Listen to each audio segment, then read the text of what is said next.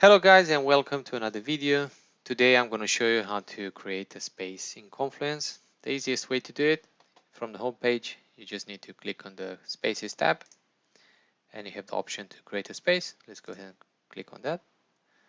You have a brief description of the space. Let's go ahead and click Create.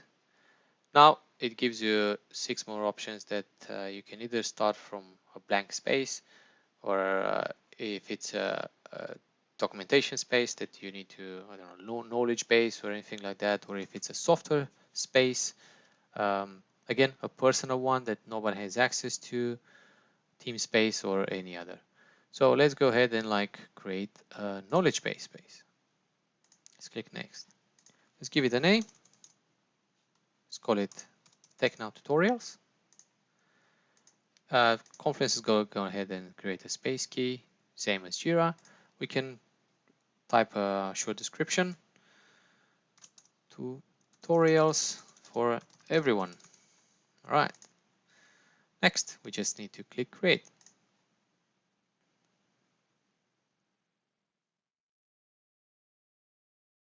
After just a few seconds, Confluence went ahead and created a space. You have a short welcome message here that you can take a tour and it goes through all the features and all the settings in the space, but we're going to skip that for now.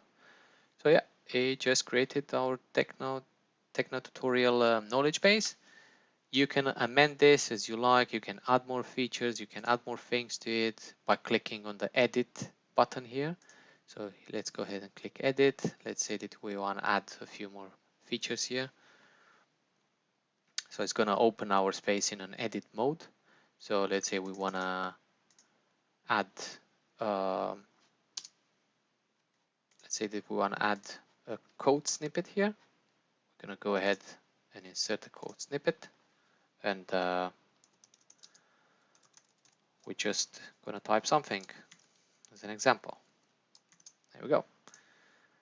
To save it, we just need to click on the publish button there on the top. So yeah, let's go ahead and click publish. There you go. The change is made, and that's the overview.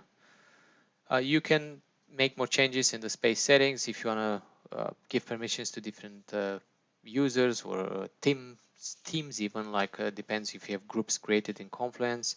If you want to invite, if you want to share it with someone, you can create more pages underneath the space here.